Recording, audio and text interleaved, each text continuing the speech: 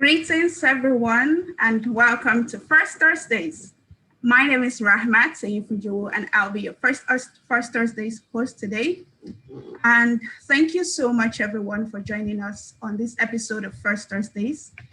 This February edition is co-hosted with Invest in Africa, Kenya, and I am joined by team members at Nourishing Africa and Invest in Africa, some of whom will be engaging us on this course of this session. We're delighted that you've taken the time to join us this evening and look forward to an amazing session with you all. As you know, First Thursdays is a monthly session where agri-food businesses such as yourself come together to connect, gain new business insights, and receive updates on new opportunities in the sector. So this month, we have decided to kickstart with insights on setting up right. And we have invited three amazing experts who will be sharing critical insights from developing your business structure to setting up your team, registering your business, contracts, bookkeeping, and of course, financing. So I'd recommend that you find a comfortable spot and get ready to learn and connect. So just before we start, we noticed that quite a number of you have registered to join the session. As such, we ask that you kindly allow a few minutes for others to join. So in the meantime, while we wait for others to join, we're going to launch a poll. So we ask that you take a few moments of your time to fill the poll to enable us learn more about your work and your expectations for this session. And while the poll is running, of course, we will continue to play you some cool African music and while we wait for others to join. So give me a second while I launch the poll. Yes, the poll should be on your screen right now. All right, so Tech Room, please give us those cool African music. Thank you.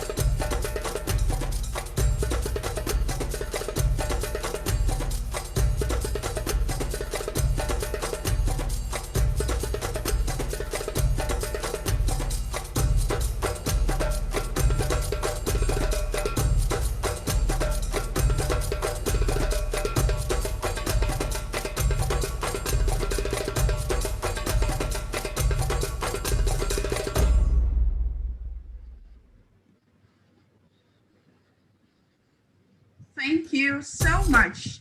So yes, we now have quite a good number, and I think we're good and ready to go. So here we go. Thank you once again for joining First Thursdays. The poll is still up, by the way. Kindly take a few seconds to complete it if you're just joining us. So I'll get us started with the agenda.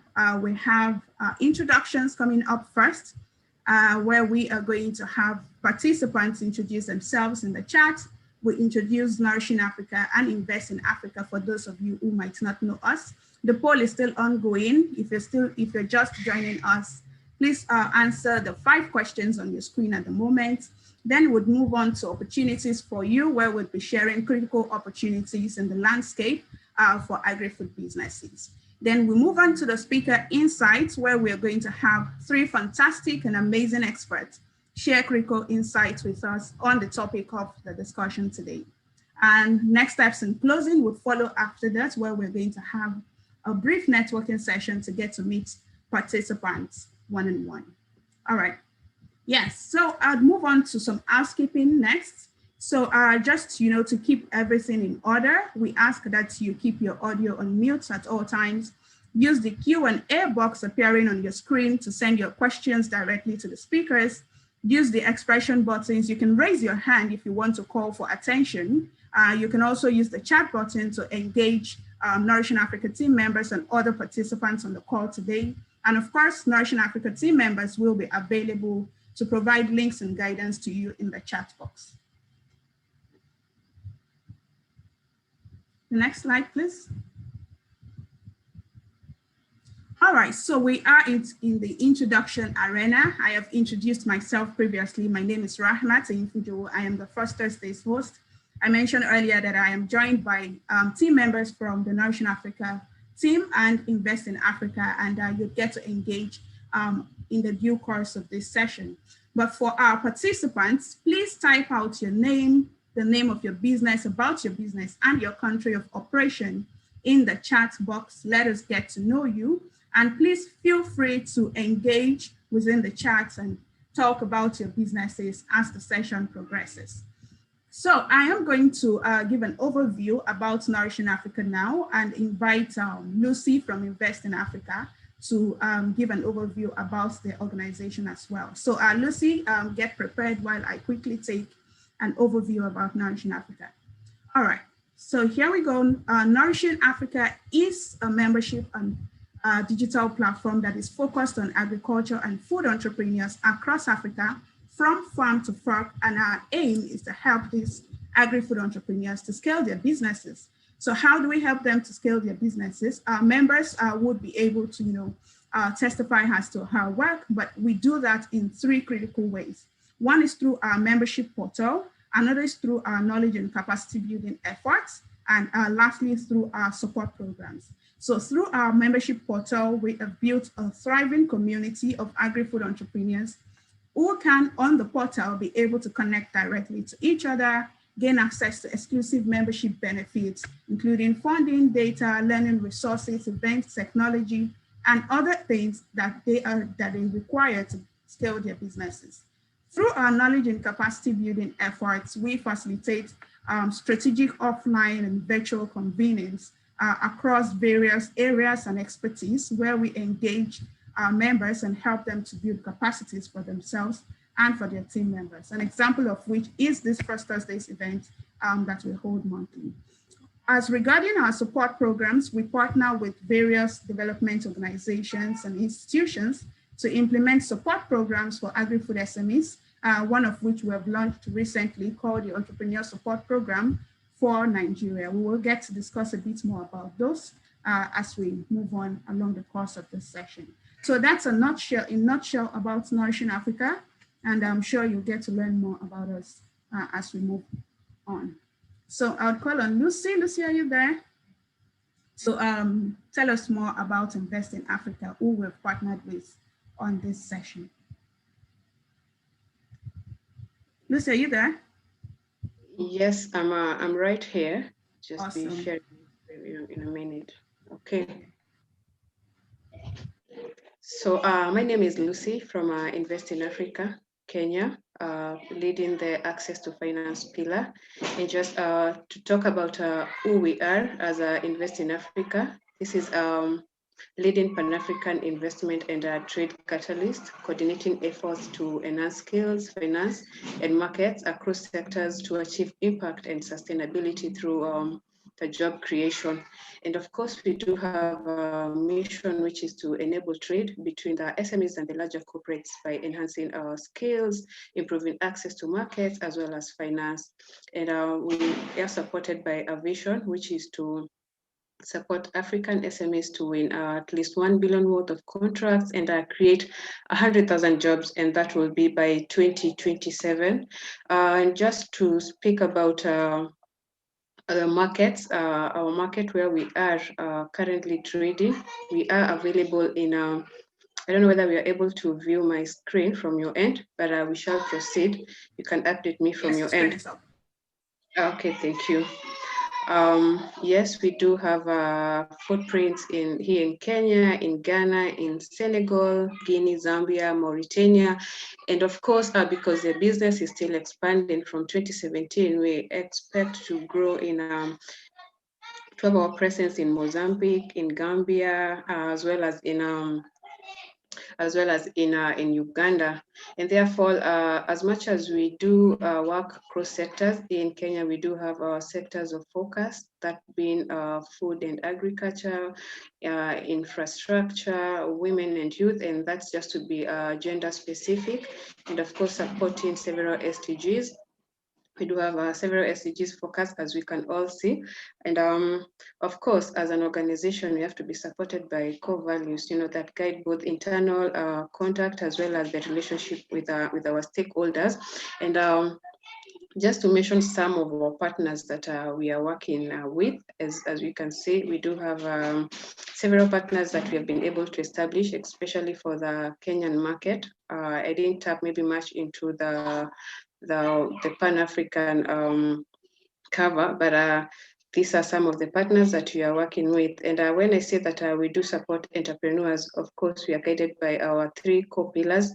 That will be the access to markets, where we are running an online platform that links now the local registered entrepreneurs to real-time opportunities availed by our partners.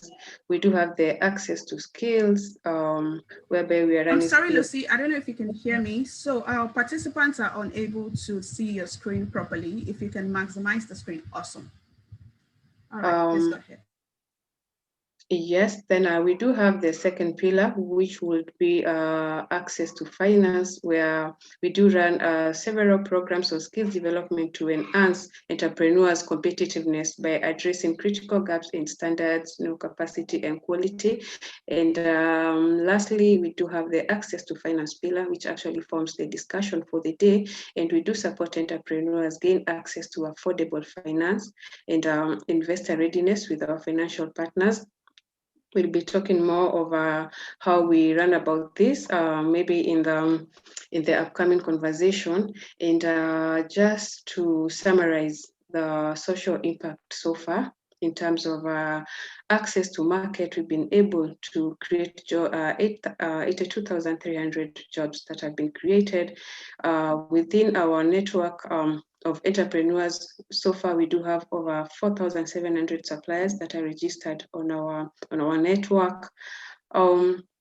In terms of the skills development, by now we have trained over 2,000 SMEs that have gone through different skills development programs, just to enhance their knowledge.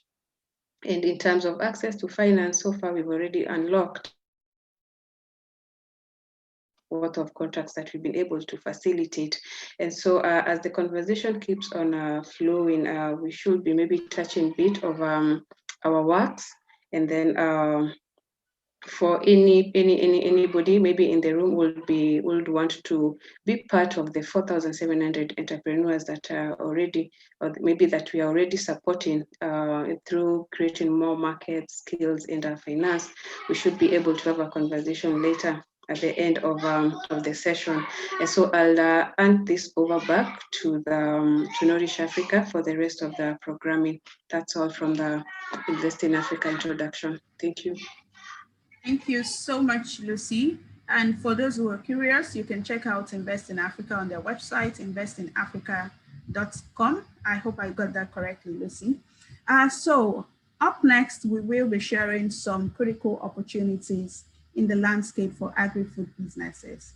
But before we do that, I would like to share the results of the poll so far. And I'm putting that to a close now. So we have about 118 people take the poll. And as for where we have people joining us from, West Africa always takes the cake. Our people from East Africa, Southern Africa, and other parts of the continent really were waiting for you to invite your colleagues and other agri-food entrepreneurs to First Thursdays, really. I know that many of us have attended First Thursdays in the past. So as to what are your expectations? Of course, funding always takes the biggest chunk of these. And we know, we have seen here that the greatest challenge to your experience, I've experienced in setting up your agribusiness. I see, this is quite interesting, is in terms of developing your business model, followed by access to funding. Actually, access to funding is first, and then developing your business model. I would like to say that all these will be addressed in the course of the conversation today. Like I have mentioned, we've brought to you amazing speakers who are going to address each of these components. And as for people who have indicated that they are members of the Nourishing Africa Hub, I would like to throw a big shout out to you for being members and for staying with us and joining First Thursdays again today. We hope that you continue to enjoy the benefits of the Nourishing Africa Hub. So for the opportunities for you section, I am going to invite a colleague of mine to share some opportunities available for agribusinesses in Africa at the moment. Ify, are you there? I am. All right, awesome. Good afternoon. Thank you for joining us, Ramos. I'm unable to show my video, but I'm going to run through these opportunities for you, most of which have been curated by Nourishing Africa, that we believe are of interest to you and you should tap into. The first being funding opportunities. Before I begin, we have over 100 various funding opportunities available for you on the Nourishing Africa Hub. And I invite you all to go to nourishingaafrica.com/funding. But here we have the GAIN, Keeping Food Markets Working, which is available to Nigerian agripreneurs until the 10th of February. It is a grant targeted at agripreneurs aiming to tackle malnutrition and improve nutrition, as well as the International Award for Sustainable Food and Agriculture, which is a nomination and you can put yourself forward. This closes on March 19th this year, and the British Council's Sub-Saharan Africa Wales Go Digital Grant for 2021. And this is available to all countries, not just Sub-Saharan Africa. And it's aimed at supporting your contribution to the landscape. When we look at capacity building, we have three various opportunities here, starting with Women Creating Wealth program, only available to South African stakeholders. And this is a training and capacity building, which is available until the 8th of February. We also have the Startup SME Linkage Program 2.0 available to Kenyans. It's a support network. And applications close on the 16th of this month, as well as the Adaptation Fund Climate Innovation Accelerator, which is available to all African countries and is available until the 28th of February. It is a training. There, when we're looking at events, we have the AgriTech 4.0, again, which is currently ongoing until the 19th of February. It's a webinar which you can log on or go through the Nourishing Africa /events site to access this information. You do not have to put hub.nourishingafrica, but you can put either hub. or nourishingaafrica.com. We also have the Building Corporate Partnerships during the post-COVID-19 conference, which is on the 10th of February, and the Global Agricultural Technology Summit on the 16th of February, which is also a conference as well. As you may know, we have a program called Ask an Expert, where we have a range of experts join us and are able to answer questions as posed by our entrepreneurs and our users. We are taking this opportunity to ask you, our stakeholders, to write in the chat box, what subjects would you like covered? What questions do you have? What expertise or access to knowledge do you need? Whether it's an actual expert, please write their names down and we'll try and get them on board, or if it's a topic you think is important and you have questions about. So we have had various weeks and where we have experts on human resources and capacity building, building yam value chains, and we've done a range of different value chains, as well as strategic networking and smallholder schemes in the face of COVID-19, for instance. So please write in the chat box, let us know what you would like to see. We also have a range of podcasts and recorded webinars, including the newest one, which is on nutrition as a center stage for food innovation. If you go to nourishingafrica.com/podcasts, you'll be able to access both this podcast and all the other 25 episodes. They're also available on Apple Podcasts and Google Podcasts, so you can listen to it on the go. We have a range of trainings and workshops on the Nourishing Africa Hub, over 50, where both you and your workforce can improve your skills and gain knowledge on a range of topics, including establishing and strengthening farmer organization courses, risk management, and introducing you and your workforce to inclusive businesses, which is brought to you by our partners at IBAN. In terms of social media, we have the Entrepreneurs Nourishing Africa Instagram Live coming up this time next week. So please tune in. We're going to be joined by Sipa Mandla, who is the founder of Local Village Foods in South Africa. And we have this session fluctuating between Instagram and Twitter every 2 weeks with a different entrepreneur who shares their story and advice as to how they were able to scale and grow their businesses.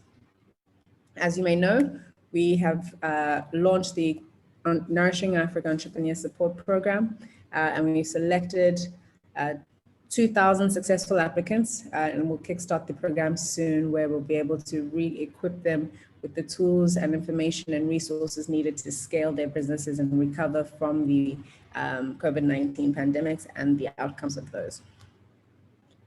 Thank you. Back to you, Ramat.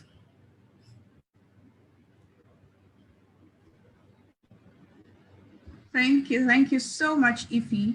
And I would encourage all participants really to visit the Nourishing Africa Hub to gain access to more opportunities in the landscape. We have a whole hub full of various funding, events, data, and other opportunities that are critical to help you to scale your businesses.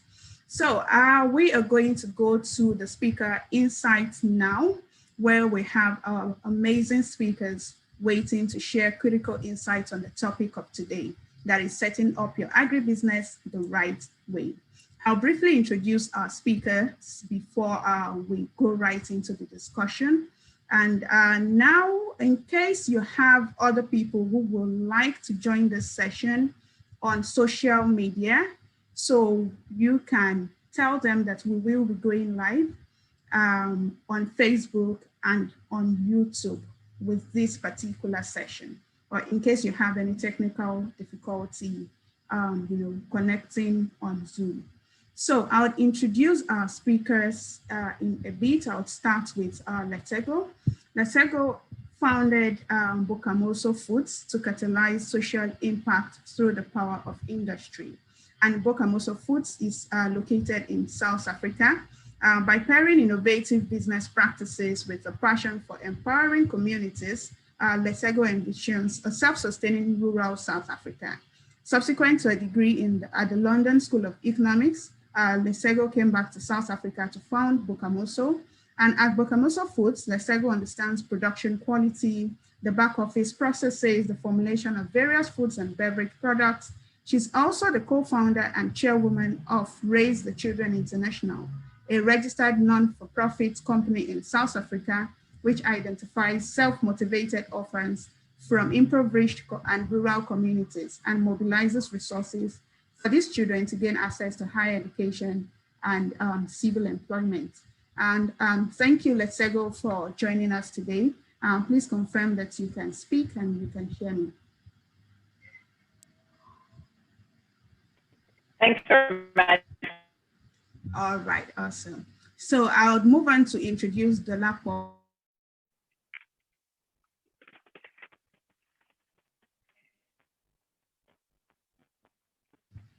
Okay, I'll move on to introduce Dolapo now.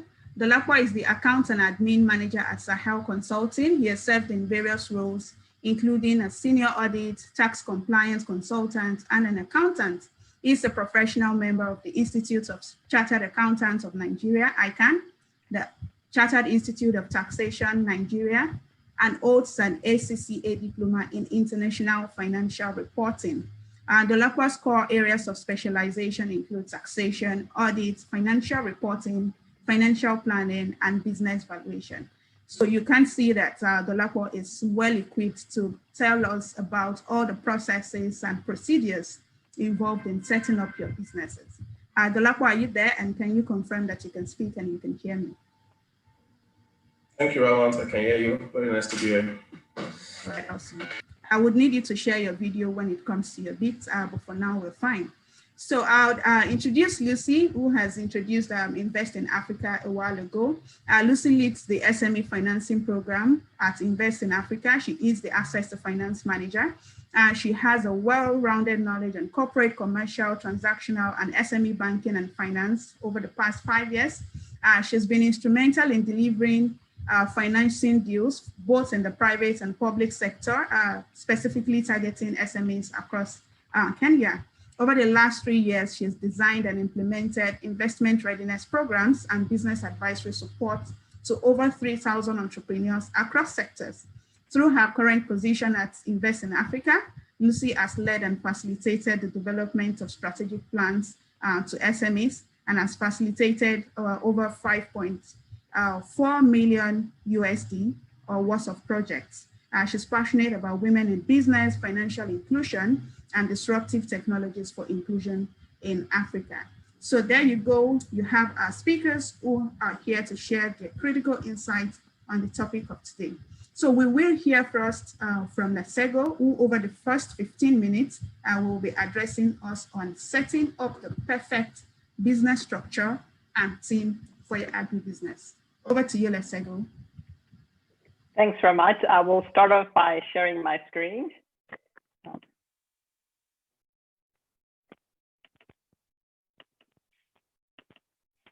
Are you guys able to see the presentation?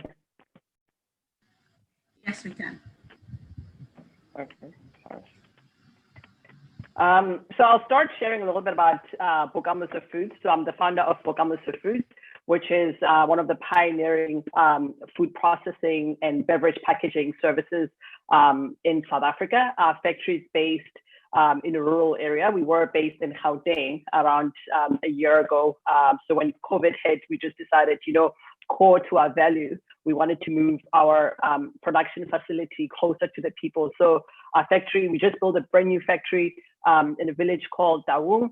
And it's been super exciting to really see the economic and social impact that our factory has in terms of like people being able to save money by actually walking to work to the factory.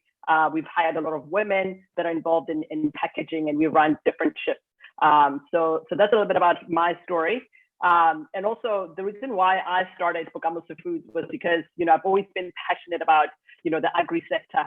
And just thinking about how much money, our continent spent in importing food, from the West and everywhere else, I just saw that there was a gap in the market that we, as Africans, need to, take full advantage of filling. And the agri, sector is vast, right? It's not just primary agriculture. There's processing, there's logistics, there's tech, there's everything. And so, as a continent that's plagued with unemployment, youth unemployment, poverty, and all of that, I see agriculture as a platform that would, as a source that would actually take a lot of us, a lot of our young people out of poverty, that will actually create opportunity where we add value to the primary product. So I just felt like it was important that I gave you that background so that you understand like where my passion lies.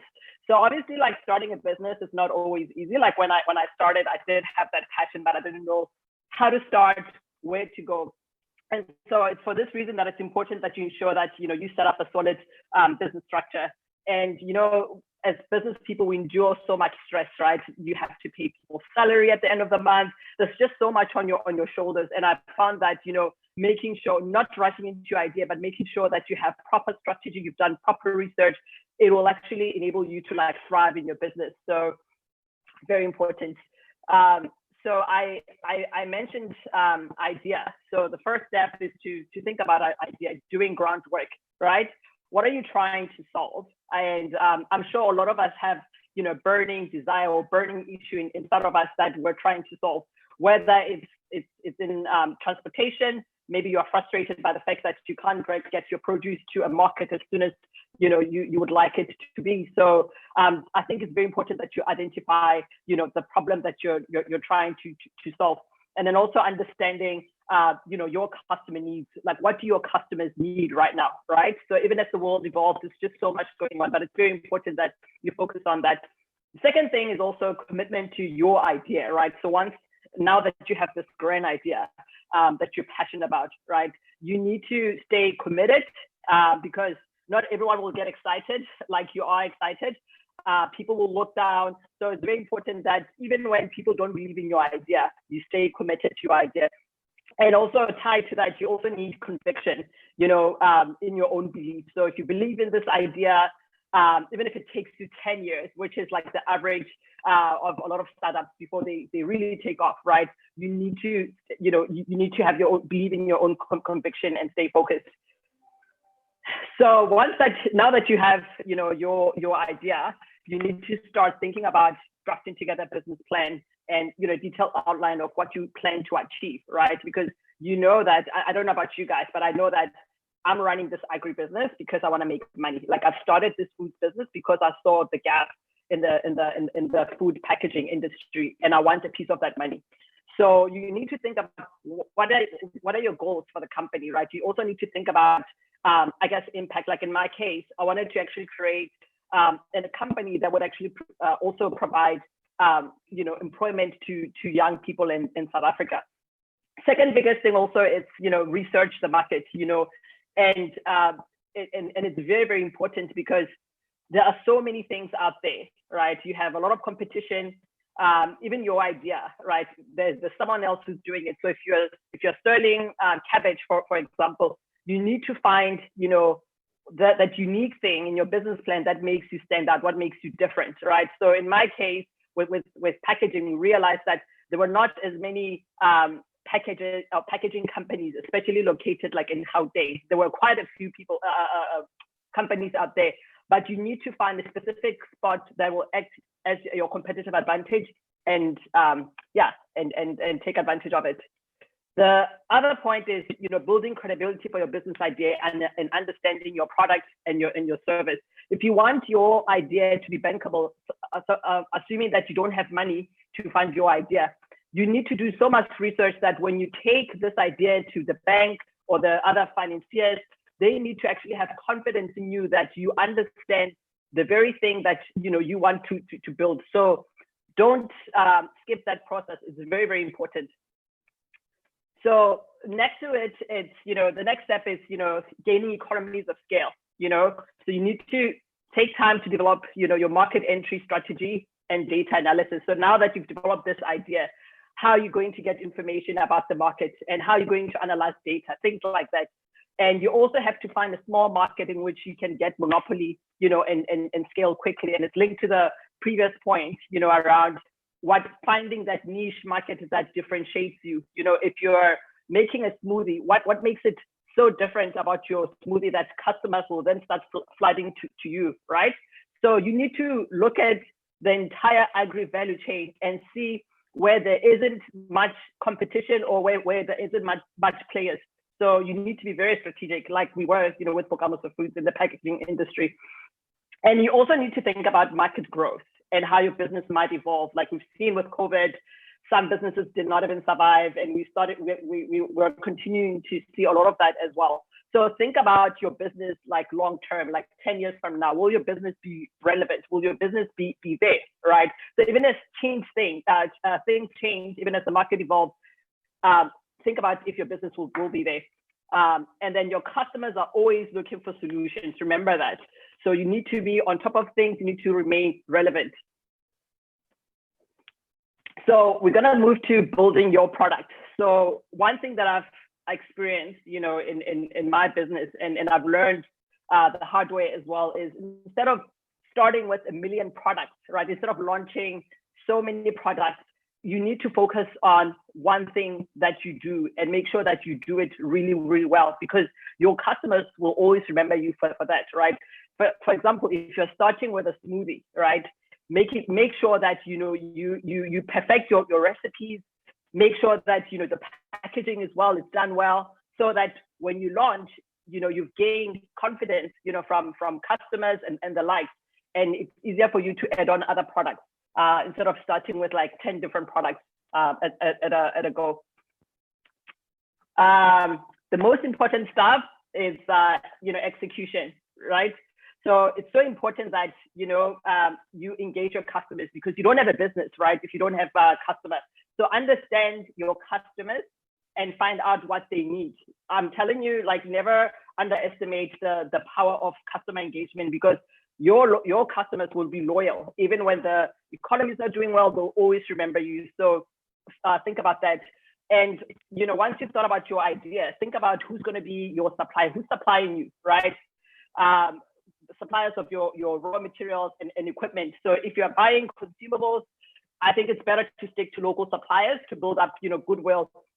And also it's good to build relationships with your suppliers as well, and discuss like trading terms with your supplier. For example, in my case, I prioritize building a relationship with my suppliers in that, and I buy local. The sugar I buy local, the coffee obviously it's imported, the tea is imported, but I build relationships with my suppliers, because even when they're right, they don't have enough stock, right? They will always think about me. If I call, I need sugar today or whatever, they will make sure that I'm the first person on the list.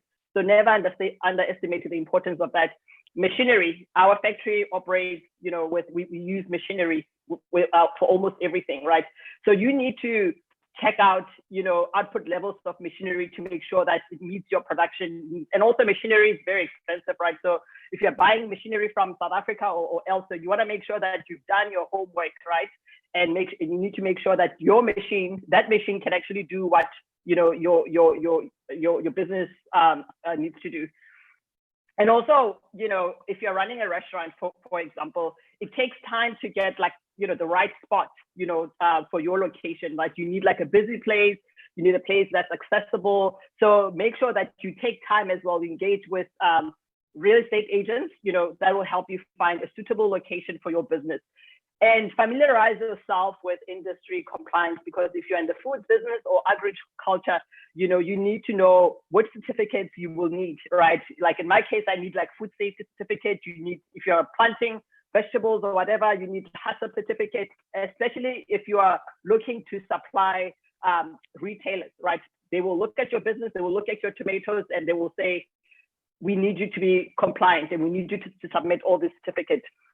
Another important factor also is building your business identity, right? So your branding, your logo, your website to establish credibility. So if you are so-and-so fruit and vegetable, will people find you on Instagram? Will people find you on Facebook, right?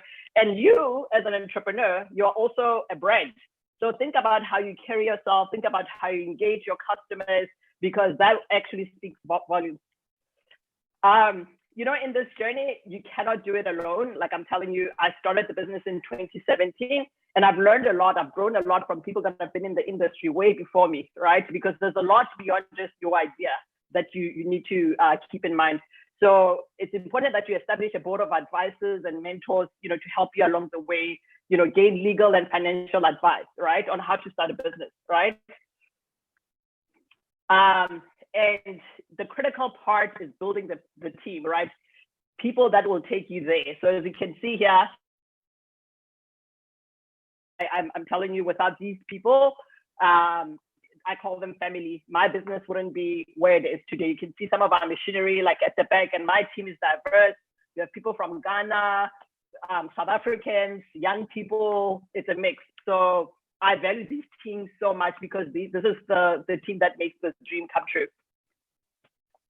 So along the topic of building a team, it's very, very important that you communicate your vision to your team. It's very important that you give direction, right? So I'm gonna use this DAC theory, right? So they need to feel like they're part of like the idea, so that they're part of the collective success of your vision, right? You need to make sure that there's alignment, there's clarity about roles and responsibility, who's doing what, right? You don't just say, come here, be a cashier. You need to make sure that you explain to that person, what is it that they need to do? How are you going to, to assess them and all of that? And also commitment, it's very, very important, right? So because you want people to feel like they're part of the big vision, it's very important that, people express passion and motivation for your work. You don't want employees that feel like they have to drag themselves to work. So bring people in, make sure that they also take ownership, right? And another important key point is retaining key staff. So find people who can actually do the work, right? And I think sometimes when you're starting a business, it's so hard. Like it's easier to get a family member, right, to do this. But then if you have to provide feedback to, your family member, it can be sticky sometimes because, you battle with like emotions and, family relations and all of that. So I find it a lot easier if you actually bring in people with expertise, people who can actually deliver. Because you run a business, you need someone who has like a strong sales background to bring you those sales, right? So if you want to make sure that you're all over the social media, people can find you easily, you need to make sure that you bring someone with that expertise as well. So that's very, very important. And also as part of leadership, and something that I'm learning every day as a business owner myself, is that you need to create an ecosystem that support ideas, that support innovation. Your idea will not be everything, right? And I think the advantage of having a team is like also benefiting from ideas from other people, because your your community, your co-workers or your employees can actually bring you ideas that will take your product from one level to another. So make sure, assess your business and make sure and ask yourself, am I creating an ecosystem that people can say their views and they can give ideas as well? So along that, it's making sure that communication is clear, and then there's metrics and rewards involved. So that will include performance reviews with people. I do my performance review quarterly, right? So I sit down with someone, or before even the year starts. So we do an induction. We make sure that people are familiar with expectations, what they're supposed to be doing, KPIs and all of that. So you do performance reviews, and also you make sure that there's accountability. So if someone did not perform, it's nothing personal, right? So you make sure that, listen, we actually have a track record of our communication and all of that. The next point is getting the best out of your employees. Like I said, it's very important that you motivate your employees. They feel like they're part of the vision. They want you to win, right? So you make sure that there's rewards as well. If they meet their sales targets, you reward them with something. I mean, we're all human beings after all, right? So rewarding our achievements. And so as I conclude, it is very important to get all of these right, for your business to grow. And consistency is harder when no one is clapping for you. You need to be your biggest fan.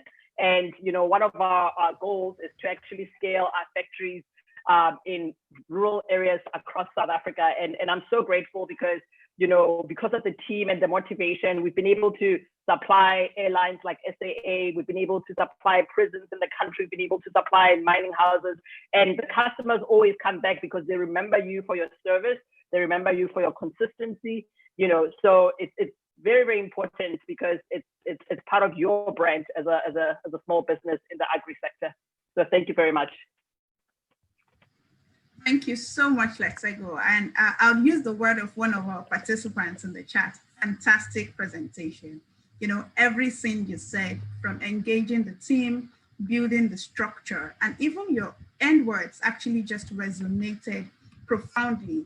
And I'd say a big thank you for that excellent presentation. I am sure that our participants are going away with robust insights for their businesses. And I would like to say really that, Lesego shared so much in a few minutes, and these insights are really to get everyone started as to, where we need to think, how we need to, go, what the next steps are. We wouldn't be able to, outline and properly dissect many things on this call, but we really hope that these tangible insights can go a long way to translate for success for all of us. So I'll move on to Dolapo now, and I think I see some questions coming in for you, Lesego. So please help us to address as much as you can within the chat and in the Q&A.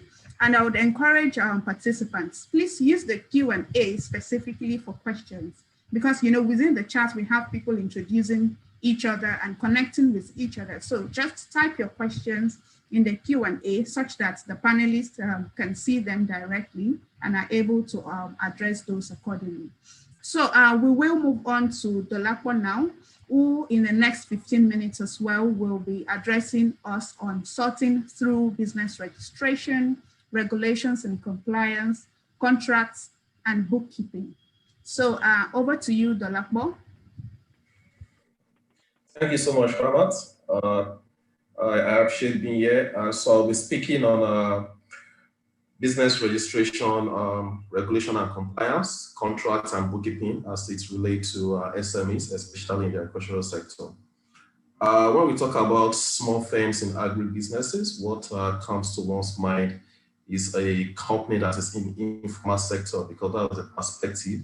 But ideally, what we can take away from SMEs in the agricultural sector is that they form the major proportion of businesses in the economy, and they tend to serve as a driver for change and innovation, which from statistics, they've contributed so much to our GDP, which translates to the economic growth of developing countries. So I will try to touch on those 4 aspects in the time frame I have, and with all the participants will be able to get 1 or 2 things from there. So in terms of business registration, it typically entails you having your business record with the appropriate authorities. We all know we are used to this hide and seek game by small businesses. They don't want their face out there because they are hiding from the government. But the truth is that no international organization or partner want to deal with a company without a face. You have to be responsible. And in doing that, you have to register with various authorities as laid down by the laws of your respective countries. Typically, I know there are some 4 authorities or kind of scheme that might cut across various developing countries. Each country has its own company registrar, and they tend to ensure the registered companies and manage the operation of companies in terms of the law that guides them. So the SMEs should try as much as possible to ensure they incorporate their businesses. If you're an entrepreneur, incorporate your business name. If you're a firm, incorporate it as a limited liability, be it by shares or by guarantee as you want it. But then what we also find out is that we have some various regulations also that you need to register with. For example, I know countries used to have scheme that cover social security for staff. You need to register yourself with them. Health scheme also, and most importantly, the revenue authority of the particular country you reside or which your businesses will reside. You have to register with them. What comes to mind when small firms think about business registration is that maybe a perception of the complicated process involved, or maybe they are actually ignorance of the benefit they tend to achieve from the registration, or possibly, which is more often the case, because they want to avoid payment of taxes. But if you now look at the benefit that accrue to you registering your business, then you might want to think twice and start registering your business and having a good format. Because once you have a business registered with your company registrar, you will have a form of certificate guaranteeing your incorporation. And what that gives you, it gives you the right to operate your business legally. And what that translates to is that you have the opportunity to protect your business name and your trademark. Because you will just notice, even if your face is not there and you are not formally known and registered, there will be some big firms that would actually buy into what you're doing. But because you are not formally registered, your face is not there. You don't have any documentation to back up your permits in doing that kind of business. They take the idea, make it their own, and register the trademark as theirs. You have nothing against them because even you yourself, you are not formal, existence is not formal, and you are not out there. So you registering your business avoids such scenario because intellectual property might seem to be something of little importance to small firms. But if you look at it in the long run, it's really tends to bring more fortune and goodwill to the company if you tend to register it as soon as possible. What you also notice as term of benefit, if you register it, that it avoids some form of personal liability. Because if you register your firm, the liability of a firm is separate from your own liability. So if your firm apply for a loan and is indebted, they can't go as far as taking your own property to offset the loan because your business is now seen as a separate legal entity. So liability cannot be extended to the owner of the business. It has to be restricted to the assets of the business alone. It also gives you credibility because if a business doesn't have a face, if you are doing hide and seek, then you can't grow, right? Because partners out there, funders out there want to give their money to business they can track. They want to give their money to businesses that have a state of where they carry out their activities, and also that is registered with all these authorities to ensure they are a responsible firm. Even that creates a signal to actually confirm if such firm can actually be servicing the loan, or if it's even just a grant that doesn't need any form of repayment, if you can be accountable for it. Only a responsible firm can be accountable for any grant that has been advanced. So the essentiality and importance of you registering your business cannot be overemphasized. It's very important for a small firm to register. It comes with ease. For a small firm, you can even do it online. You submit all your documents, all the requirements, you can upload it online. So you get your company registered, you reserve your company name, and then you can start operating your firm legally as it should be. So those are the benefits that accrue to registering your companies, and also some of the things you might want to think of in deciding if you want to register your company or not. Though there is a section on regulation and compliance, but it goes hand in hand with you registering your business. Because regulations you see are kind of provision of laws that revolves around fiscal and tax issues, employment matters, health and safety, and even taxes as the case may be.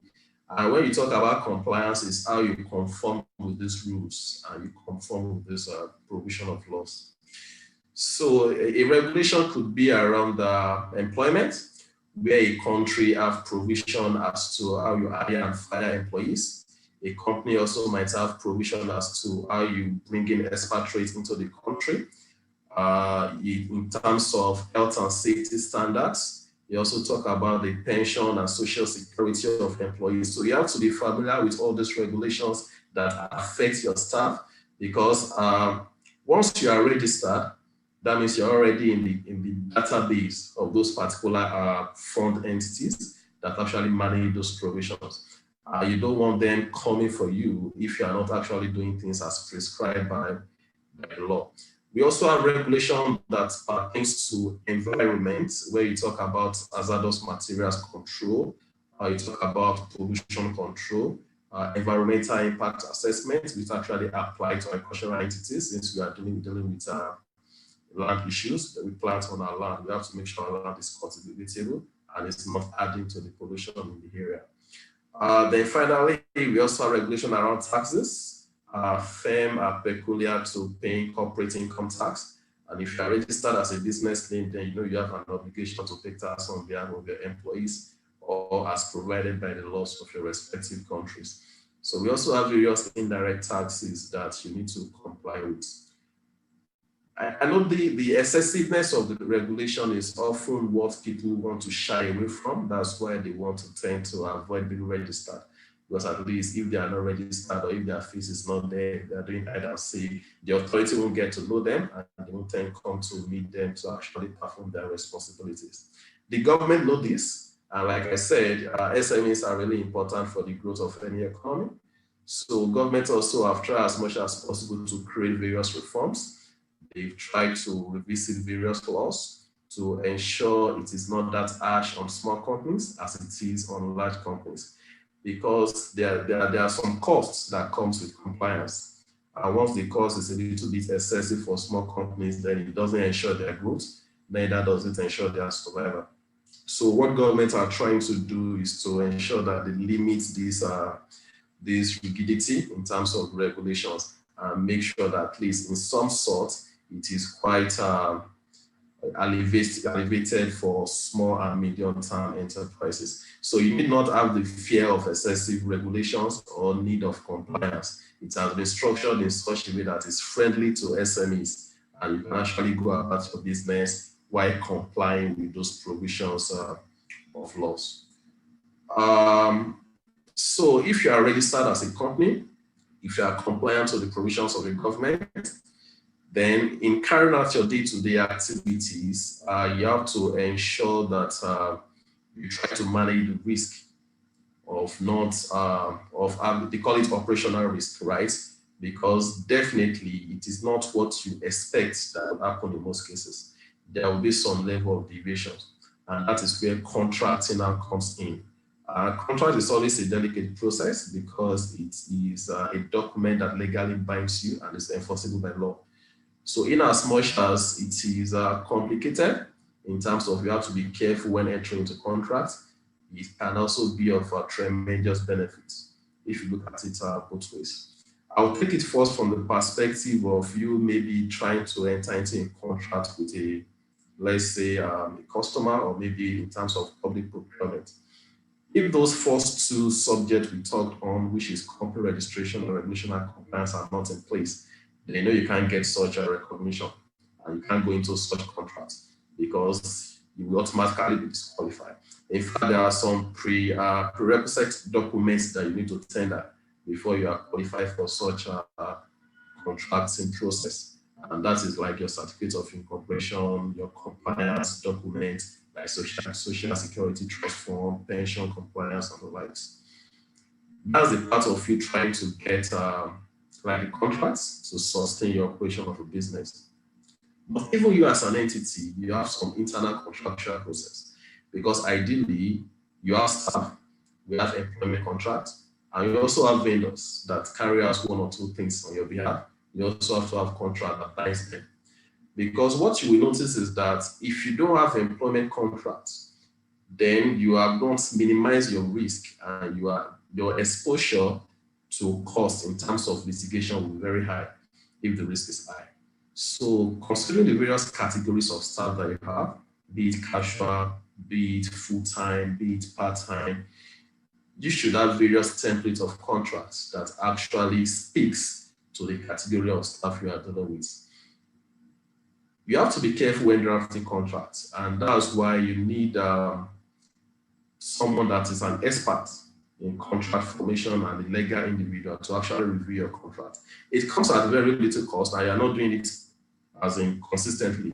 You can just do a contract review on an annual basis. So you have already your template that the legal person would review, and that is what you would use all through the year, except if there is any major change in the provisions of law in your respective country, which will be updated with respect to the legal person you are involved with. So on a yearly basis, you call your legal individual, okay, let's review this contract this year. Is there any new provision I need to add? So in terms of contract with employees, you have to include the duties and functionalities of your employees. You have to include the expectation of their behaviors, their payment plans, even termination clause. Because we have some errant employees that when it comes to termination, they tend to prove stubborn in terms of suing you. But once you have a contract that binds both of you in terms of the clauses that is provided in a termination situation, then the risk that you're exposed to is minimized to the barest minimum. So those are the things you have to consider. And in terms of vendors, you also have to limit your risk, because you are putting your funds out there for the vendor to do one or two things on your behalf. You want to be mindful of how well you get value for money, and also how you can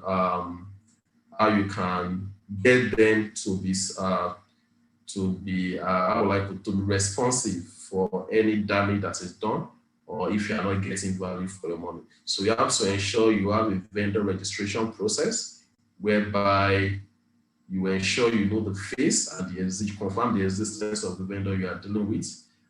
I know as a small and medium enterprise, we want to cut our costs, but that doesn't necessarily mean we should just engage any vendors and any contractors. There are some contractors out there that are responsible and they conform with the regulation and compliance provision of the respective countries in which they are. So you engage them, you register them, you ensure you get their referee. They make references to you in terms of previous customers and people that can vouch for their work. Those are some of the things that you would consider in a pending litigation process or any difficult situation that might arise as a result of you engaging vendors. So you have to take your contracting process serious, as it goes a long way in ensuring the survival and growth of small and medium enterprises. The last point is on bookkeeping, which in a simple term is mini accounting, right? And there is no growth feasible for a company that have no control over their financial data. Because basically what mini accounting in terms of bookkeeping does is that it records your financial transaction as a form of an accounting process, right? When you talk about financial transaction, you talk about sales, you talk about purchases, received, payment. For an entrepreneur or maybe an SME, you should have the basic knowledge of accounting. You should be able to compare your receipt with your payment and know if you have any surplus or deficit, even if you don't understand the profit and loss concept. The mistake people make is that in this digital age that we have some various tools out there that can ease the process. It's fine if you have no background of accounting, but what you need to have at the back of your mind is that all your transactions need to be recorded. So let's even assume you don't want to go deep into the whole accounting stuff, and you want to bring in a consultant, maybe at periodic intervals, maybe monthly, quarterly, to do your financials for you to make sure you're up to date. Then you need to help those consultants while also helping yourself. If you know you are not going to take you're not going to take recording of your transaction seriously, then shy away from cash transaction. Because if you are doing more of cash transaction, then there is possibility of getting your data wrong. Always restrict yourself to using POS, restrict yourself to using bank transfers. If you to any vendor, you use bank transfer. If you want to receive any payment, you also use bank transfer. Because if the consultants come in, they can able to track all your payments and all your receipts. So you have to be careful in your choice of accounting software. You have to ensure you get your data right. And once you have a financial data, it limits the overpayment of your taxes. Because if you don't have financial data, the tax authority can come and give you a higher tax to pay. Meanwhile, if you are keeping your data, then you might have paid lower taxes. So these are some of the things you have to consider as an SME to ensure your growth and survival. And like I said, there are various provisions actually out there to support SMEs in the course of their businesses. Thank you so much. Ramat, I'll hand over back to you. Thank you really so much, Delapo. Again, that was a lot of amazing insights that you have shared. And I can see the comments flowing in, even questions from our participants agreeing with what you've said and typing out follow-up questions. So Dolapo and Let's Go, I would encourage you to please take a look at the chat and the Q&A and answer as much as you can. I can see some questions on tech tools for bookkeeping, how the SME can integrate contracting in their agribusiness. Those are really relevant questions. So please help us get through as much as you can. We're running short of time, so I would speed this up as much as we can. So I'll go to Lucy, last but not the least, definitely. Lucy is going to be sharing critical insights. And I know that we have all been asking questions on how can I find funding? How can I finance my agribusiness? So Lucy is going to be doing justice to that, sharing very critical insights on how agribusinesses can do just that. So over to you, Lucy.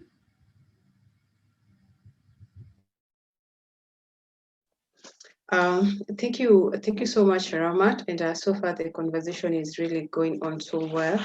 And just to begin on my presentation for the day, I would like to mention that funding is really a strategic growth driver, But although the role of agriculture in economic growth, especially in Africa, is well recognized, investment in the sector. Over the years, donor contribution to the agricultural sector has declined dramatically, especially globally, yet it contributes to the between 50 and between 20 and 50% of the GDP. So what I want us to discuss today on the finding the right finance would be some key consideration for the agripreneurs raising funding. We'll be talking about funding options, the pros and cons. We'll be taking us through the typical investor groups, and finally maybe the possible funding sources. And so, conscious of time, I'll just jump straight to the I don't know. I should be experiencing some technical issues on the presentation. I should be jumping straight to the key consideration for the SME financing.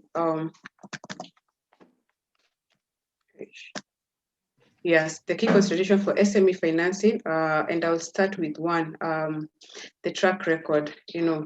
I was great to hear Isego talk about the team, because you do not get money because you are a business, you get money because you can well articulate your track record, and this includes the team, who are you working with? What are their expertise? We want to know. I will not emphasize much on this because Lesego as well talked about it, and I was so glad to have it connect with what I needed to speak today. You find most of us really need the funding, but who is the team? Even if you are a sole proprietor in your business, what are your expertise? What does it look like? These are some of the items that I will want to see on your track record. Tell us more of your key success milestones and achievement. What have you been able to achieve so far? Your competitive advantage, what makes you stand out, that you can deserve a certain funding. What's your marketing position? What are your future plans? And all this, actually, you'll find this kind of information on what we call a business plan. We want to see, once you get your funding, what are your, perhaps your 5 years goals, from this. Probably that is what we'd like to see on the track record. Then you can tell us about the project. What will the new funding be used for? Articulate what the funding will be used for end to end, and that is, and consider the optimal funding type to achieve your goal, as well as aligning the funding requirement with the fundamentals of funding you wish to source for.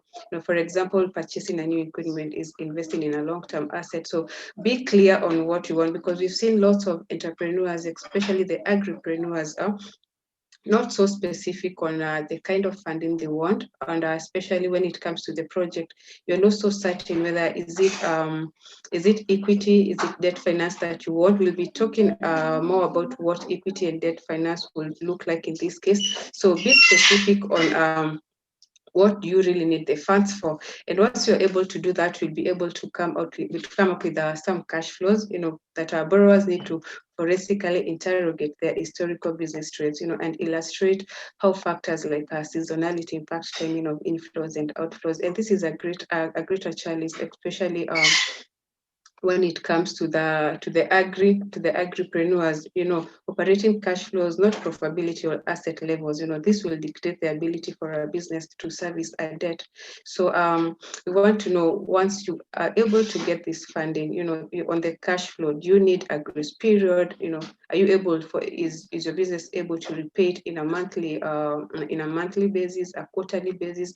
Will you need maybe an annual grace period? There are some organizations that will consider this, and further into the conversation, we'll be looking forward into this. So remember to consider the working capital investment required. It is critical to understand and articulate how cash conversion will release funds to service the debt. So think about the cash flows. I'll not insist much on the security, because close the continent. Security is something that we cannot get away with, though there are some financial institutions that will not really consider security, but it is good as an entrepreneur to just think, if you really need funding, what do you have to offer as a collateral? You know, the liquidity and collateral cover available to a lender will influence the assessment or the debt yield. So where tangible or realizable security isn't available, this effectively represents cash flow lending, which will have shorter terms. So be more expensive and ultimately harder to secure if it is viewed as a, because it is viewed as a risk venture. So on my next presentation, I'll be taking us through the available funding options, their pros and cons, and of course, from the key consideration, especially the security bit, and when you're thinking of going the investor way, there are some that will really not consider security as a key factor. And I'll be taking us through maybe the kind of options that we do have. Basically, when we talk about debt financing, these are purely loans. I believe you're all aware of what a debt financing would be like. Probably raising money for working capital or capital expenditure, you know, by by selling debt instruments to individual or institutional investors. Basically, when you get a debt financing, you have 100% control. You know, you provide funding at a lower rates and equity financing as well. So this kind of option is really cheaper than the equity, and will be maybe seen why there's bit difference in the two. I decided to tackle on the two because it's what most of us go for when we're seeking for funding. You know, we either want debt, we either need equity. So, but each option has its pros and cons, and beware when you choose to go for equity. Of course, equity comes in two ways. We do have the minority stake and the majority stake. As you can all see, when you're talking about the minority stake, this refers to sale of less than 50% shares or maybe of the ownership of your business. It's quite a risky venture because this would mean the control is still maintained, and the process of raising the capital through the share of through the sale of your shares in any enterprise. Of course, there will be some misalignment in business goals and values, you know, because in terms of you can differ in terms of priorities, you get in terms of yes, exactly. When I talk in terms of the valuation outcome, which might be impacted, but at the end of the day, you still have the control of your business. But again, there is this the majority stake where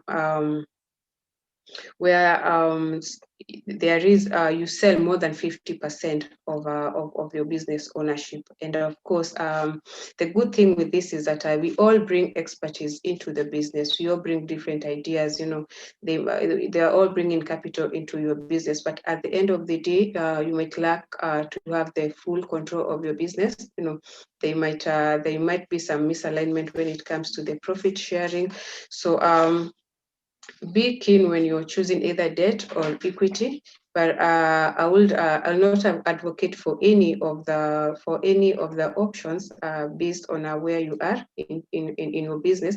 I could see most from the poll.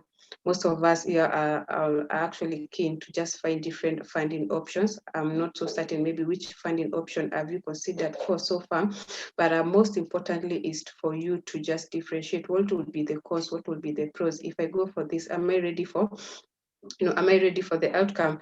And therefore, I will talk of the typical investors investor group that we do have maybe in the market, and these cuts across the market. When we talk of strategic investors, these are international players within the sector. They normally come into a specific market to invest in a specific sector. You know, they can come in, buy some shares, and the difference between the strategic and the financial partners is strategic partners tend to stick around for some time, you know, and they look for a distributor for instance, you know, to sell their products, or maybe to or look for a good entrepreneur whom they can invest, you know, in order to enter into a certain market. And I believe they are spread across the continent. And the good thing about the strategic investors, which might not work well, especially for the startup who are in this session for today, it's strategic partners. Once they come into your business, they will want to have a sitting, they want to have a say, a belonging into your business, maybe a sitting on the board and whatnot. And of course, I will not fail to mention that it is really an excellent opportunity for someone who wants to expand, to expand your business, as they bring in a lot of expertise into your business, compared to the financial investors who basically come in for a shorter period. The longer period being close to 5 to 7 years. They are basically coming, they come into a certain market to agree on certain terms, they put in some money into your business, watch you run the business. At least in this case of financial investors, you have a control of your business, So for instance, this will be the typical private equity firms, the banks, the DFIs, who are just out to make pure money, and exit the market, which it is, they don't intend to stay longer to the market.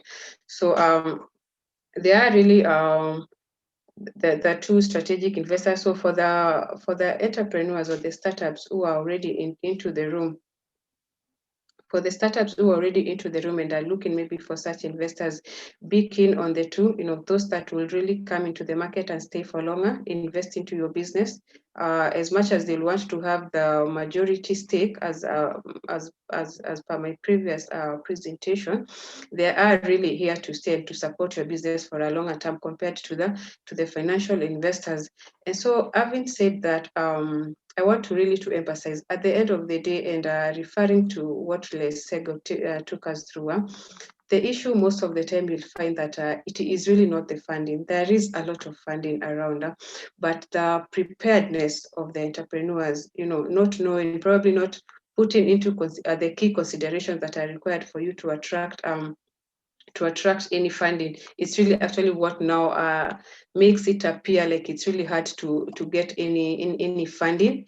And up to this point, I would want to just emphasize on the three key points as we all looking for, as we look for some funds. I want to emphasize on the kind of preparedness that we are all seeking to, that we all seek to do once we tend to be ready for some funding. Efficiency depends on clarity and consistency of objectives between your finance and your operational teams, as well as your advisors. People have good business ideas, you have good vision, but you really don't prepare, you don't put your documentations together, you don't see that bigger vision that where do you want to be, for example, in a year's time or even in a month's time, as soon as you receive the money. So kindly, let's prepare adequately. Let's put our documentations together and be ready for what we really want the investors to see in our business, because an investor will not invest in really a myopic vision. They want to see the long run of your business. The second thing is that develop a compelling equity story. The equity story needs to be carefully thought through, clearly articulating in the information provided to the investors, and supported by a robust set of numbers. Why do you need the financing? What is the vision? Just package your story so well. We want to know maybe so far by now as an entrepreneur, what thoughts have contributed to you maybe coming up with this kind of an idea that you need the investors to come and invest in, that you need the DFIs to come and give you money, to inject their money into your business. What is the story? What is that the competitive factor that makes you stand out from any other business that will persuade any investor to inject money into your business? And then thirdly, limit surprises, and this is just by being prepared, maintain consistency and predictability of our financial performance during the fundraising process. It doesn't matter whatever form of funding you're looking for, but at the end of the day, if you just do this three key things that you should consider, you are able to attract the finances that you need. And so, cautious of time, I want to mention some funding sources for those that are basically here to find different funding opportunities. I'll talk of bootstrapping just in a short time. Bootstrapping, probably this is what most of us really do, including myself, and it's basically personal finances. What the savings that you have, the income from any other investments or even pension plans that you've been all year working. The ideal starting point for a new venture, especially if market validation of the products and services is yet to be done. But one thing about bootstrapping, and for the entrepreneurs that I've seen maybe coming to borrow money, having done bootstrapping, it's they fail to keep proper record of they fail to keep proper records of their savings, and so you find when it comes to the to the cash flows, there is a discrepancy, else it becomes sometimes harder to get the financing. So as much as you're doing bootstrapping, remember to keep your records as well. The second thing is about angel investors. I know it has not well developed in Africa, but still some of the African entrepreneurs have really chosen this way and have already benefited from angel investors. They could be your family friends, they could be family members, they could be friends, but mostly these are strangers that are interested in helping new companies with innovative ideas to just bring them to fructification. So do your homework on about angel investors. I've given several examples on some of these. You can basically check on a Global Business Angels Network, African Business Angel Network. They are all into the website. So probably after the session, maybe during the Q&A, I could be giving out some links on angel investors. So allow me to jump straight to the private equity and venture firms. So typically, these are big entities that have raised substantial amount of capital for lending. You know, like here in Kenya, like for example, the venture capital firms would invest around $250 million to around and above, while the venture capital would seek to invest to businesses that are looking for $5 million and below. So the key thing in all this is that you need to be prepared. You know, you need to know what are you looking for, because they all do both debt and equity finance. So the best way to identify these firms is to just go to the Africa Private Equity and Venture Capital Association. You'll find all the firms that are really offer this kind of funding. So just be keen to note on the sources where probably you're going to find such kind of firms, and identify what kind of funding do you want. Don't even bother to go and Google about them if you're not certain what kind of funding that you might need. And then I'll just briefly touch about the crowd funding, raising of capital by getting small contributions from the public, you know, either using via online or mobile-based platform. It's something that especially here in Kenya that it's coming up so well. There are some institutions that are already using this. And again, I've given a link on the member directory, some of the organizations that could be doing the crowdfunding. Of course, do your homework. Go out and find out which organizations this could be. Again, I'll talk about briefly on supply chain financing. These are the money that you can get at the back of purchase orders, you know, invoices, projected payables. You know, it is not basically. I'm sorry, Lucy, we have a bit of a few seconds left, so we can, you know, end. Okay, yeah. Sure, I'm actually just winding up. So it's basically, this is not actually a loan, and it does not need to be tied to a single bank. So once again, for the interest of time, once you go to your bank, don't really focus on getting a loan, but check with your bank. Do they provide invoice factoring, the receivable finance, the supply chain financing? You know, it is basically handled by the trade finance team. So just walk into your bank. Don't really stick much with the loan, but check also on the supply financing. Again, there are so many other sources that we could all get funding. But the keynote and what I'm just here to tell us today is just to remind us, are you prepared? Have you put your documentations together? Because from where I sit at, the problem is not on the funds. You know, there's a lot of funds that are around, and you can see all these organizations that are supporting entrepreneurs, that are supporting agripreneurs, you know, access funding for their business. But the key challenge is the preparedness of you as an entrepreneur. What do you really need? So once you're able to to crack that up, you'll be able to establish what kind of fund would you go for. But once again, I won't fail to remind us of these three key points. Prepare adequately, just develop a compelling stories to limit the surprises. So over to you, Ramat.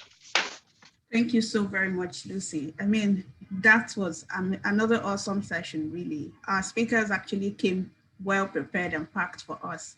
And the comments have been flying in the comment session about this. So thank you so much, Lucy, for all the amazing insights you've shared.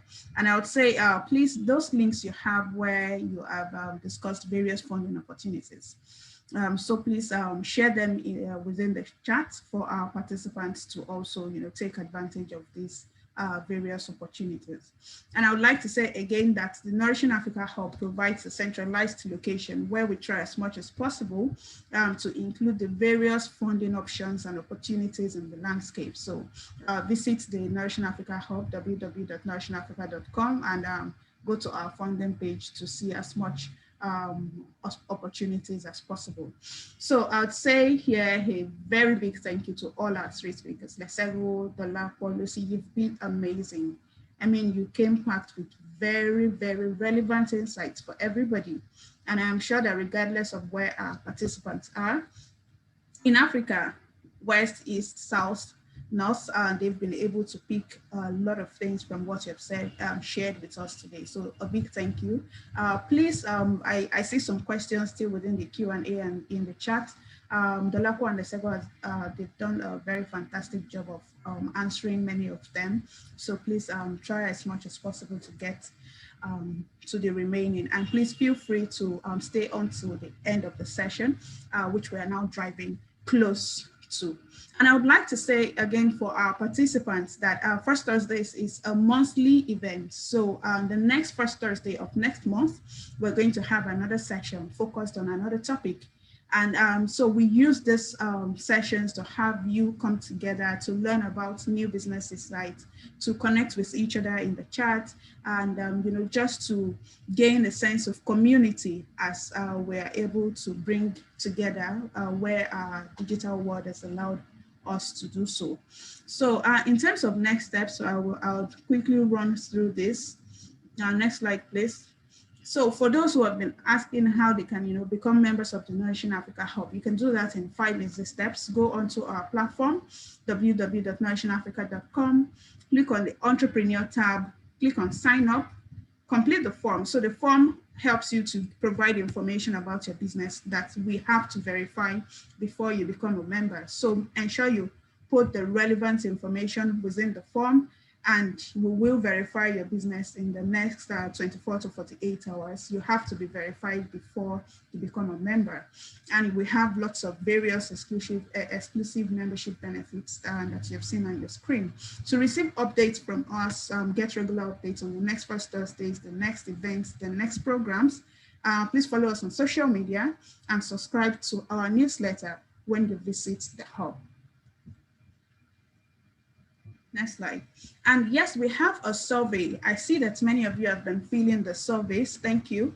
So a team member will drop the link to the survey in the chat box now. So complete this survey. This survey is really critical to help us understand how much you have been able to gain from this session and what next you need us to discuss. For example, this topic that we're discussing today came from feedback that we've gotten from various entrepreneurs who have attended First Thursdays in the past, and they are telling us this is what we need you to discuss next, this is the kind of speaker we need to see next, and so your feedback is very critical to us. We are going to have a very short networking session now because we want to be able to hear directly from some participants. With apologies in advance, we will be unable to hear from everybody. So I would call my colleague Ola to facilitate the session within 5 to 10 minutes, really.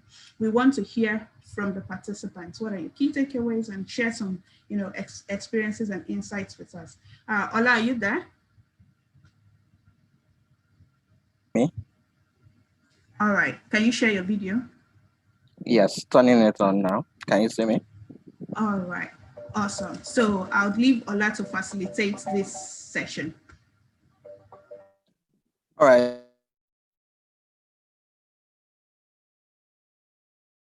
insights and valuable ideas for their business.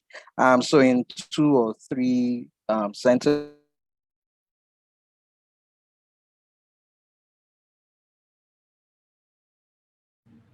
Ola seems to be having some technical difficulties. And for that reason, I'm going to hand it back to Ramat. We might have to review. I see. Yes, thanks, Ify. So, well, we can quickly do this really, and that's because we want to hear directly from some participants. So here's how we're going to facilitate this, and we're going to run through in the next 5 to 10 minutes. So if you're called upon, please make your, comments very short, concise, and precise. We want to hear from you in terms of some key takeaways that you've been able to derive from this session. Again, make it short and concise. And if you have any experience to share regarding the topic, so you have like 2 minutes. And I would say if you want to speak, please just raise your hand, use the raise hand button, and I'm going to unmute you as you raise your hand. And we want diversity, so please I would choose from various countries across the continent. So I am going to unmute Bruno Mwemba. I am so sorry if I mispronounce your name. Apologies, please. So once again, short, concise does it. Share your key takeaways, share your experience, tell us about your business. Keep it under 2 minutes. Thank you. Bruno, you're on. All right, thank you. This is Bruno from Zambia. We run an enterprise called Panuka Enterprise. We are into high-value horticulture products, selling the likes of ShopRite and other entities. My key takeaway, I think, on the finance is the issue of preparedness. I think that's very, very critical. I think in finance is what we call a smells test. When you go to a potential funder, I think there are certain prerequisite, questions that they'll ask you just to understand whether you're actually also a bankable, client. So bankability is not just about the idea, but for you as an entity. So I think that was quite critical, I think, for all the presenters. And of course, the issue of just regulatory, preparedness, that I think also was quite striking for me. So that's a big takeaway, which personally also in our business, I think is something that we've experienced. And I think for some of the funding that we were able to raise, I think what actually stood out is the fact that we were ready. We knew what the funders would be looking for, and we made sure that I think some of these things were in place before we approached these funders. What you don't want is when you go to a fund and they ask you, and then it takes you months for you to respond. I think that's a turn-off on the funders. So I think those are the critical, takeaways and insights that I actually picked up from the presentations. Thank you. Thank you so much, Bruno. And first, I appreciate that you went straight to the point. Thank you. And you're from Zambia. We have an ambassador, a Nourishing Africa ambassador in Zambia, Good Nature Agro. So thank you for your contributions. And those were actually relevant insights that you've taken away from this session. And so I would unmute Nena Eze now to share. And please, as usual, short, concise, let's hear your thoughts. Nena, you're on.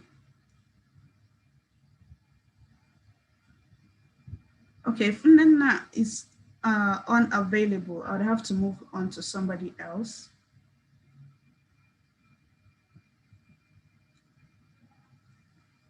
Okay, so Elliot Famino, you're on.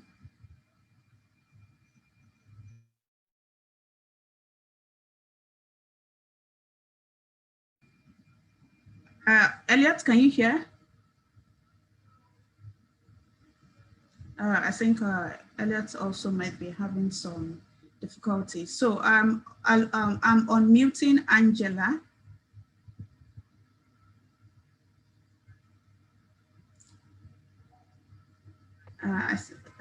If Bruno had been unable to talk, I would have. Okay, hello, Angela. You can hear me? Yes, Angela, you're on. Thanks very much, and a big gratitude to Nourishing Africa. I'm from Kenya, and I run a farm called Kiliview Farms. and I'm farming watermelons, onions, tomatoes, and I also do French beans for export. My biggest takeaway was from Letsago, I hope I've said her name right, on building a team. Being a HR professional and now turned farmer, it's very critical to make sure, even in agriculture, you really do take time and effort to train and actually come up with a team that will take your dream to the next level. The other key takeaway was the need for me as an entrepreneur to actually bring on board my team's innovations and ideas and not just be a my idea. There is no I in team. That was very critical and something I think agripreneurs, we always think it's me, mine, and never the people who are with you. The other thing from Lucy, hey Lucy, on preparedness, just like Bruno has said, currently I'm undergoing my preparedness and there's some things you find out you never knew. Probably I even have the wrong registration out of ignorance, I think. As agripreneurs, you think I can't do my bookkeeping, get someone to help you with it. Because you're kicking the can down the road. One day it will be asked of you to have this document and to have this and that.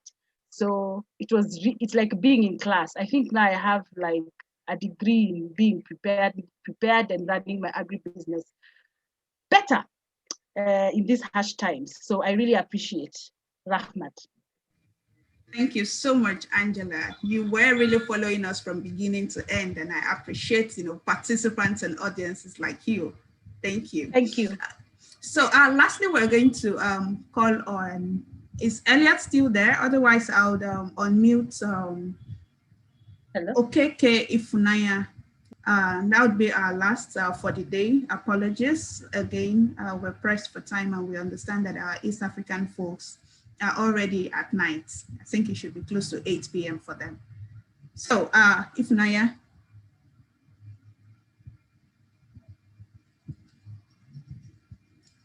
Can you hear us? Are you able to speak? Okay, I'll move on to somebody else then. Otherwise, we can actually close out now. Mululu. Thank you very much. Can you hear me? Yes, we can. My name is Mululu from Kenya, and I'm in the process of setting up a chili farm, my 10-acre land. And this session has been the most productive I have been on in the last 6 months of my research before I get into farming. And I'd like to thank Nourishing Africa for this platform, because the things that I have filled out several pages of my notebook. And first of all, I'd like to thank Lesego, because the biggest takeaway I have from your presentation is start with something simple, do it really well. Because in my research, I've been grappling, do I do tomatoes, do I do onions, what exactly should I? And I think specialization is something that is really missing in most of the research about setting up business. And I think also the presentation from Dolapo, it was very interesting for him to mention that setting up an agribusiness is setting up a business. So you need to legalize it so that you remove the liability from yourself and leave the liability with the business as an entity. So I really like that that aspect, that treating it as a business, which ties into my final takeaway from Lucy, that when you're approaching investors, approach them just as any other business would approach them. They want to see professionalism, they want to see the team, they want to see the commitment. And so this has actually shifted my perspective on how to set up this business. So in summary, thank you. And I hope we'll have many more sessions like this. Thank you. Thank you so much, Mululu. I think you ended the session just right for us. We are so much delighted that you're starting your business. And of course, we encourage you to join Nourishing Africa. And I am personally delighted that you've been able to gain this much insight from the session. And like we keep saying, these sessions, they're really short. We would have loved to make them longer, but they're really short. And the whole point is to get our thoughts racing, like I can imagine Mululu's thoughts are racing right now. To get our thoughts racing, to get us to shift in the right thinking direction and be able to apply these critical insights to our businesses. So I am very much delighted that we have been able to gain one or two things. And again, I would like to say a big thank you to our speakers, like Sego, Lucy, Dolakmo. You have been fantastic.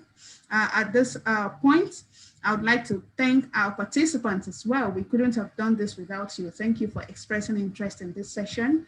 And of course, we will be back in March with the next First Thursday session, and you will see the adverts to register once again, and we hope that you are going to join us. My last thank you goes to the Nourishing Africa team and the Invest in Africa team for putting this together.